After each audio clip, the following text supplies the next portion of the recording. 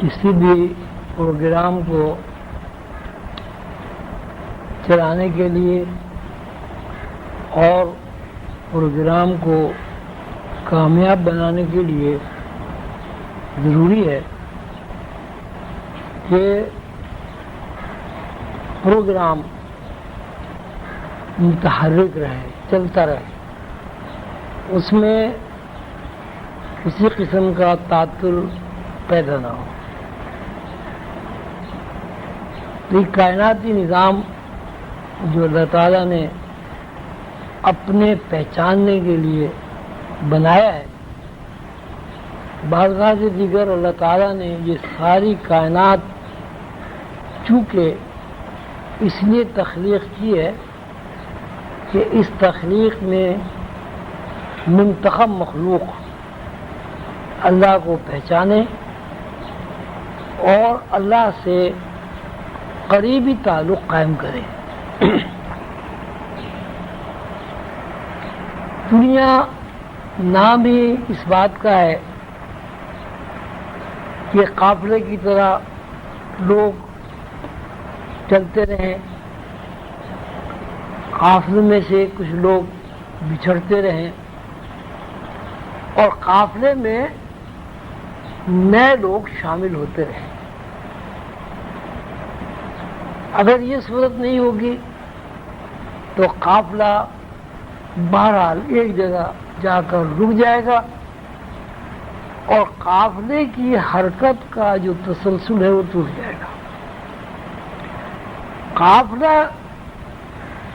کا مطلب ہی ہے کہ اس میں ایک تسلسل ہو، ایک حرکت ہو، اور تسلسل اس نوعیت کا ہو کہ اس میں سے اگر کچھ آدمی نکل بھی جائیں تو قافلے کا جو تسلسل ہے وہ نہ ٹوٹے، اور قافلے کی جو منزل ہے وہ منزل کبھی نہ آئے۔ اگر قافلہ کسی منزل پر جا کر ٹھہر جائے گا تو اس کا مطلب یہ ہے کہ قافلے کے اندر جتنے بھی لوگ ہیں وہ سب بھی ٹھہر جائیں گے اور جمود طاری ہو جائے گا، حرکت جو ہے ختم ہو جائے گی۔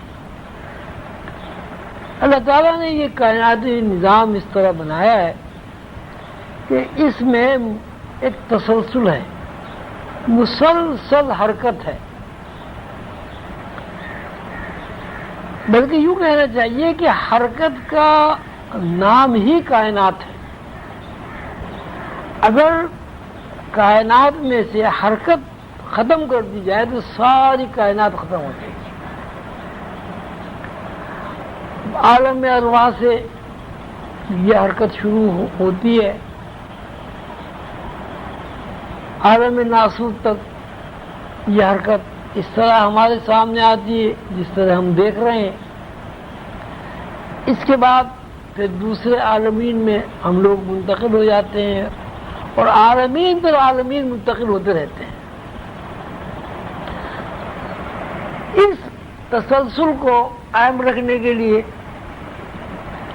ایسے لوگ بھی چاہیے ہیں کہ جو اس تسلسل کو قائم رکھتے ہوئے لوگوں کو قافلے کے بارے میں معلومات بھی فراہم کرتے رہیں، نئے نئے قافلے میں آنے والے لوگوں کی رہنمائی بھی ہوتی رہے، اور جو لوگ اس قافلے سے نکل گئے ان کے بارے میں بھی یہ اطلاعات فراہم ہوتی رہیں کہ وہ لوگ نکل کر کہاں گئے، کیا وہ اس طرح نکل گئے کہ ان کی حرکت ختم ہو گئی، یا وہ ایک زون سے نکل کر دوسری زون میں چلے گئے۔ کیا ایسا تو نہیں ہے کہ اللہ تعالیٰ کو پہچاننے کے لیے پہلے اللہ تعالیٰ سے دوری واقع ہو، پھر یہ کائنات میں ممتاز اور مکلف مخلوق انسان اس دوری کو ختم کر کے دوبارہ اللہ تعالیٰ سے قربت حاصل کرنا چاہتے ہو؟ قرآن پاک میں اللہ تعالیٰ نے فرمایا ان للہ و انا الیہ راجعون کہ ہر چیز نزول کر رہی ہے زمین کی طرف اور ہر چیز صعود کر رہی ہے زمین سے اللہ کی طرف. تو نزول کر رہی ہے آسمانوں سے زمین کی طرف، اس کا صاف مطلب یہ ہے کہ دوری واقع ہو رہی ہے، یعنی بلندی سے اعلیٰ و عرفہ مقام سے دوری واقع ہو رہی ہے. ایک طرف اعلیٰ و عرفہ مقام سے نزولی صورت میں دوری واقع ہو رہی ہے، اور دوسری طرف جب صعود کر رہی ہے، کیا کر رہا ہے انسان، تو قربت واقع ہو رہی ہے. یعنی اللہ تعالیٰ کا جو نظام ہے کائناتی وہ اس طرح کا ہے کہ پہلے اللہ تعالیٰ نے اپنے اندر سے انسان کو باہر کر کے اپنے اور انسان کے درمیان ایک پردہ ڈال دیا،